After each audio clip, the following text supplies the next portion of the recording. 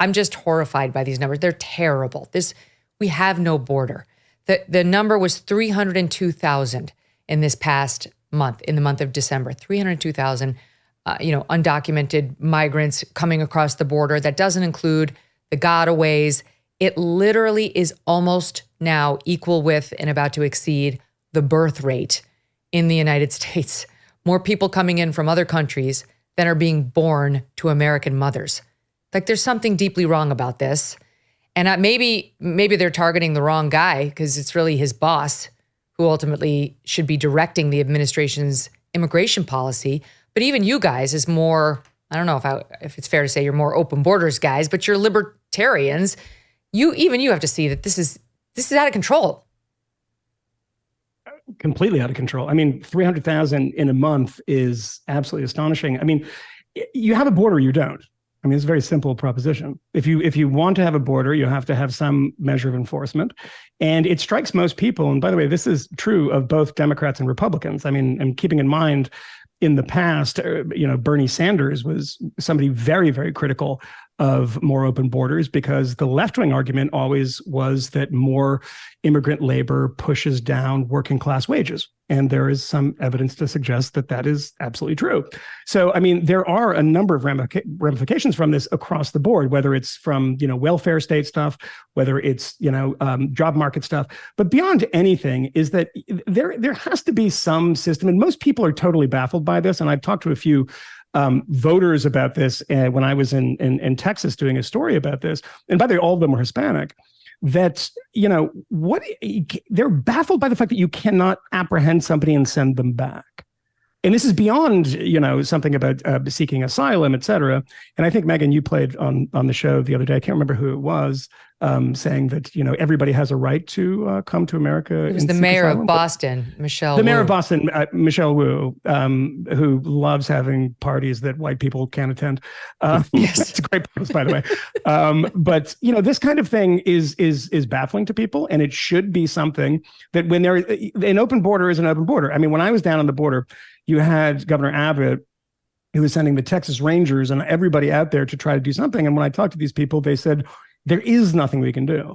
We're absolutely overwhelmed. And I think that was the week where there was the false story that that migrants are being whipped. And that is, they're trying to apprehend people into, that's what these people have to deal with when they're in this job. And apprehending them is kind of useless anyway. Well, it's amazing because Texas actually had to pass a law. They just passed a law saying, we're going to take care of it. We're going to start arresting illegals and we're going to deport them. And the feds, the Biden administration has stepped in to say, oh, no, you won't, because of federalism. And unfortunately, the Biden administration is right. Mm-hmm. That is the way the Constitution works. When the feds haven't legislated, the states are free to legislate as they want.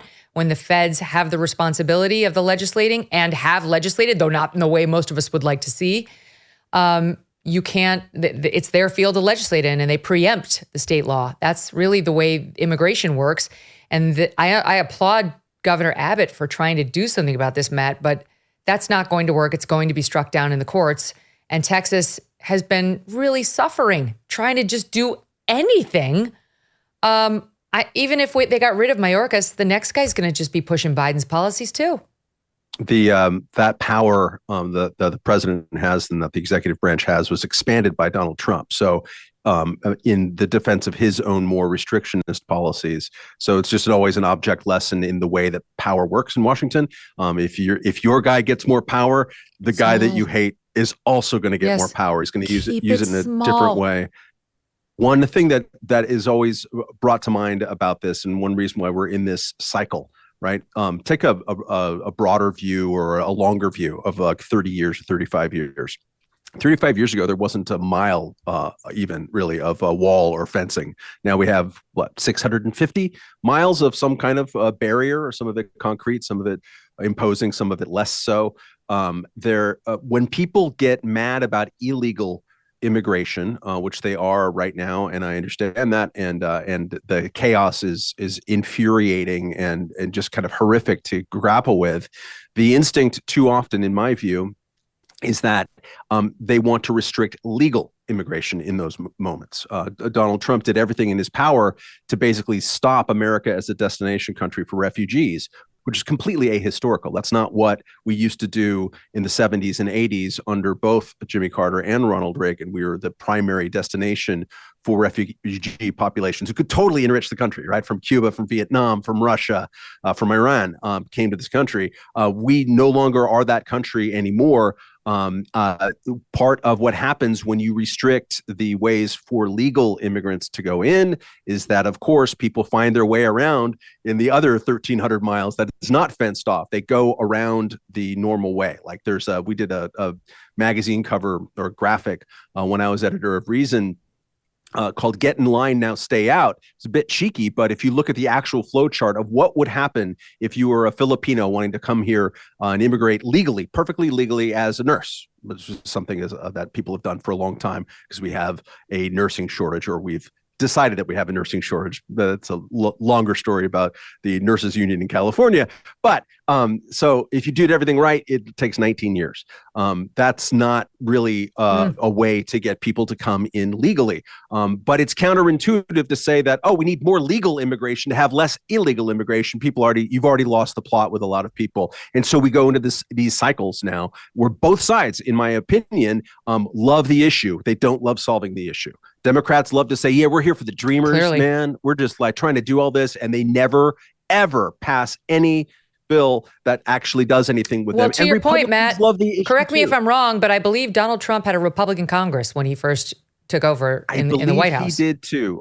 So, always look at what happens in the right. first 2 years of a presidency when they have all of the power. What do they do with immigration? In Donald Trump's case, well, he tried the Muslim ban, so he did actually try to do his own executive power all the things. stuff he did could be easily undone, to your point. I mean, we really do want a small executive. People need to be reminded of this all the time. We need a small executive. We did not want a king. That's not what the founders created this country for. There's a reason why Article 1 of the Constitution establishes the legislative branch first. The legislative branch, the people who answer directly to us. And the president comes second. He's after. He's supposed to be smaller. We want his power to be tiny, teeny tiny. He's harder to fire, and it's no one man or woman should have that much authority over us. And by the way, they're not using it properly. They skip the legislative branch altogether so they can push through their agenda items, and then they just get undone. This problem is really pernicious. In New York City, where I know you guys are, there's lines going around the block yesterday for the guaranteed housing that New York is offering because it's a sanctuary city. So these illegal migrants come in, they go up to New York, either because they're being bused there by the Biden administration, or they're putting them on planes. The New York Post has documented this. They get off at Westchester Airport and then they run around New York, or because some Southern state governor has bussed them up here. And then they get free housing, but only for like 30 to 60 days. And then they just get out. All you have to do is get back in line and back into the free housing, free, in quotes, air quotes, free. So the actual taxpayers of New York City are paying for this through the nose. And what are they supposed? I mean, like, yes, you should vote in a Republican, but even the Democrat in charge of New York now is starting to get it, speaking up about it. His solutions are left-wing solutions, more money from the feds, faster work permits for the illegals. Well, that's an incentive for more to come. Just no one is in charge. I really believe this is one of the reasons why Donald Trump's numbers are so strong. People are feeling this. They're feeling this in northern cities, in southern cities. The problem gets worse by the day. Great, get rid of Mayorkas. Until you get rid of Biden or somebody who's in favor of this shit, it's going to keep happening. Yeah, it's certainly one of those situations where it's impossible to say that Donald Trump got everything right on the border. Certainly didn't complete the wall that he promised to build. He didn't end the problem, but he did talk honestly, for the most part, about what was going on.